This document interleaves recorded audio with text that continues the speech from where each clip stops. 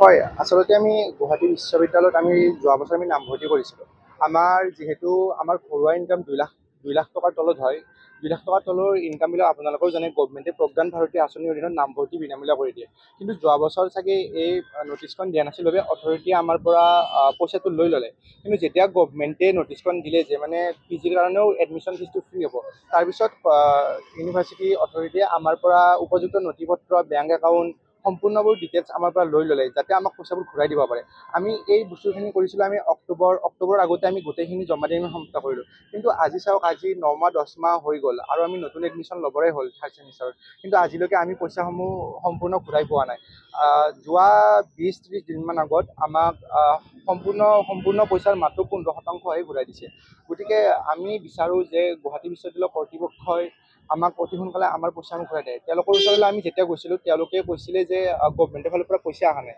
তো আমি ভাবিলোঁ, আমি ছাত্ৰ সমাজ লগ হৈ কিনে আমি এবাৰ মাননীয় শিক্ষামন্ত্ৰী মহোদয়ক আমি এবাৰ তেওঁৰ লগত সাক্ষাৎ কৰোঁ। কিন্তু যেতিয়া আমি কাইলৈ মাননীয় শিক্ষামন্ত্ৰী মহোদয়ক সাক্ষাৎ কৰিলোঁ, তেখেতে জনায় যে তেখেতসকলে বাৰে বাৰে কৰ্তৃপক্ষলৈ মেইল কৰি ডাটা বিচাৰি থকাৰ পিছতো তেওঁলোকে ডাটাসমূহ সময়মতে দিয়া নাছিল।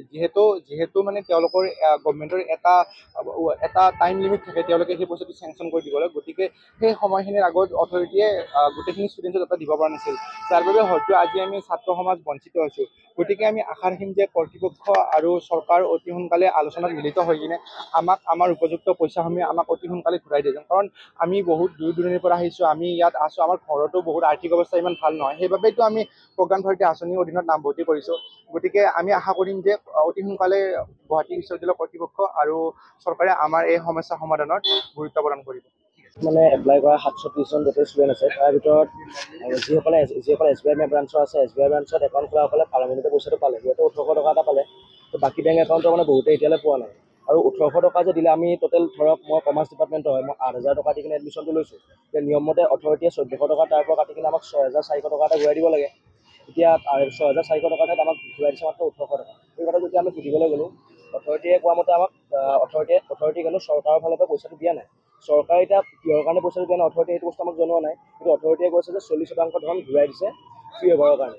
সেই 40% ধনৰো অথৰিটিয়ে কি কৈছে যে 1400 টকা এটা ফ্ৰী ৱেইভাৰৰ নামত যে কাটা যে হয়, সেইটো কাটা বুলি ক'লে। এতিয়া কথাটো এনেকুৱা ধৰণৰ হ'ল যে আমাৰ 8000 টকাটো এডমিশ্যন ল'লোঁ, গভৰ্ণমেণ্টৰ ফালৰ পৰা 40% আহিল, 40%ৰো 1400 টকা এটা এক্সট্ৰাকৈ অথৰিটিয়ে কাটিলে। বস্তু তেনেকুৱা ধৰণৰ হ'ল, সেইটো মানে নিশ্চয়কৈ এটা ভুল হৈছে। আৰু কটন বিশ্ববিদ্যালয় আৰু ডিব্ৰুগড় বিশ্ববিদ্যালয় কেতিয়াবাই ফ্ৰী ৱেইভাৰৰ সম্পূৰ্ণ ধন ঘূৰাই পালে, কিন্তু আমাৰ গুৱাহাটী বিশ্ববিদ্যালয় এতিয়ালৈ কিহৰ কাৰণে পোৱা নাই, এইটো এটা সাঁথৰ হৈ আছে আমাৰ কাৰণে। আৰু আমি এইটোৱে দাবী জনাব বিচাৰোঁ যে ভুলটো কাৰ নাজানো, চৰকাৰৰ ভুল নে কৰ্তৃপক্ষৰ ভুল নাজানো, কিন্তু ছাত্ৰ ছাত্ৰীসকলে যিখিনি প্ৰাপ্য সেইখিনি যিমান পাৰি সোনকালে ঘটাই দিব লাগে। আৰু তৃতীয় ষাণ্মাসিকতো যিহেতু আমাৰ ফ্ৰী ৱেইভাৰৰ স্কিমটো থাকিব, তৃতীয় ষাণ্মাসিকত যাতে এনেকুৱা ধৰণৰ খেলি মেলি যাতে নহয়, সেইটো আমি আশা কৰিছোঁ।